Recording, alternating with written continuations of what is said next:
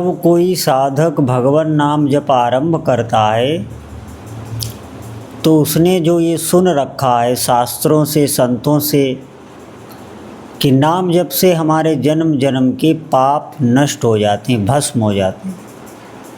तो हर एक साधक की जिज्ञासा होती है कि क्या हमारे भी पाप नष्ट हो रहे हैं। वह ये जानना चाहता है कि हमारे नष्ट हो रहे हैं कि नहीं, हमें कैसे पता चले।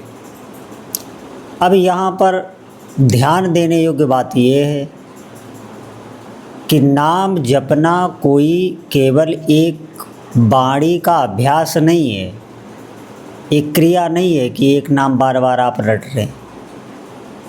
यही जो आप नाम जप कर रहे हैं ये आपके भीतर की चिकित्सा भी करता है। आप ध्यान दें, जैसे जब आप नाम जप नहीं करते थे तो जिन जिन विषयों और भोगों को आप सत्य मान कर जी रहे थे, जो अधार्मिक बिल्कुल गलत हैं, उन विषयों में हम डूबे थे ऊपर से नीचे तक और उनसे इतना मोहित थे कि उन्हीं को सच मान रहे थे। लेकिन अब जब आप नाम जप कर रहे हैं तो आप देखेंगे उनका बिल्कुल कोई आकर्षण नहीं रहा। सबसे पहली बात, जो भी बुराई है उससे आप बचने लगे कि नहीं बचने लगे।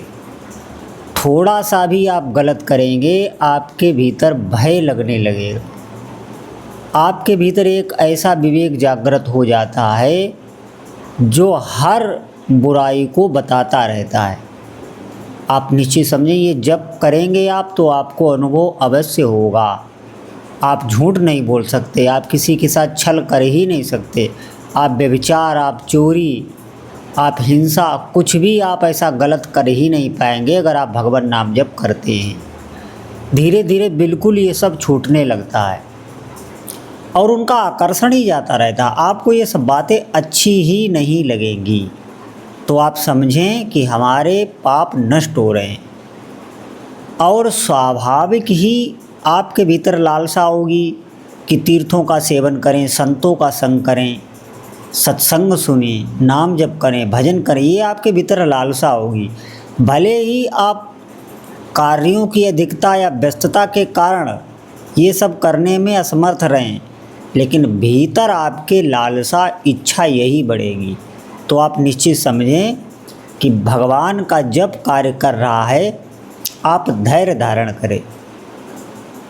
देखिए, पहले जब आप नाम जप नहीं करते थे तब भी आप कुछ ना कुछ धार्मिक श्रवण करते ही थे, कोई न कोई कथा, कोई न कोई सत्संग।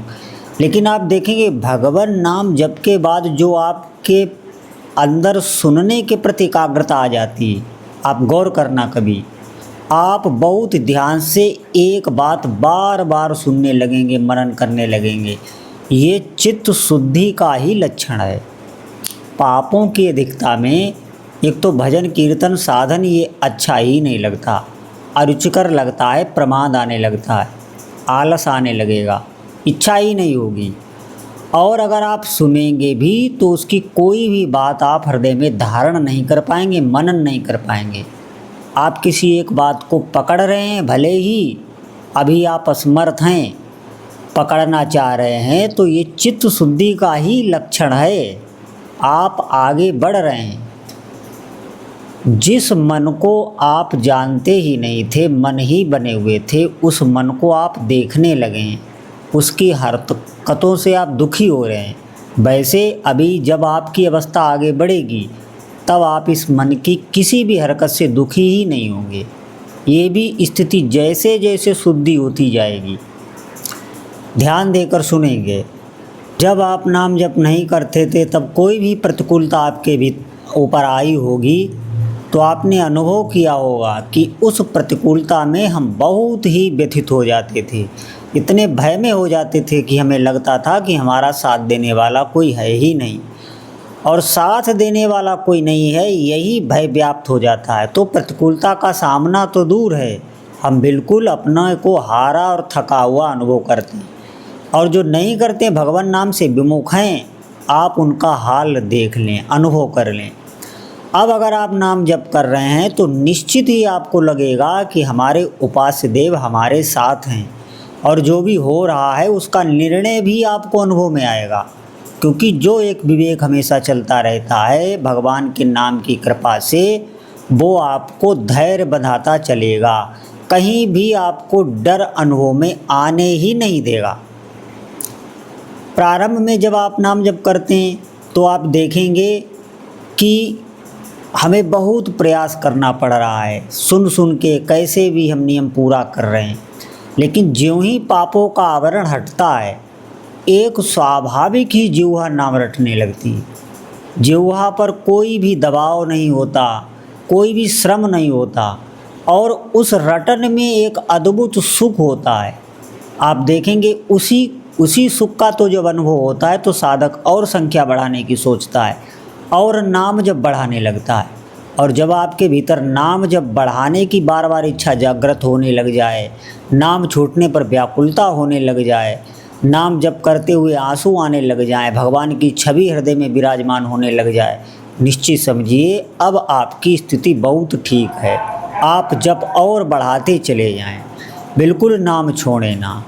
बहुत सी ऐसी ये बातें हमने आपको बताई हैं जो निश्चित ही चित्त शुद्धि का ही संकेत हैं। आप नाम जप में आगे बढ़ते जाएं।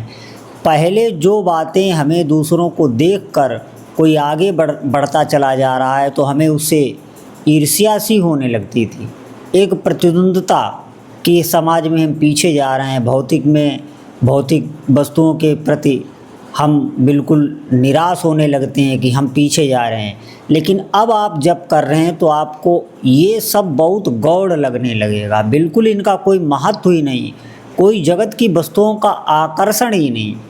अब इसका मतलब ये नहीं है कि नाम जापक कर्म छोड़ देता है, बहुत अच्छे से भगवान का नाम जप उससे कर्म कराता है, सभी कार्य करते हुए और आनंद में जीवन व्यतीत करता है।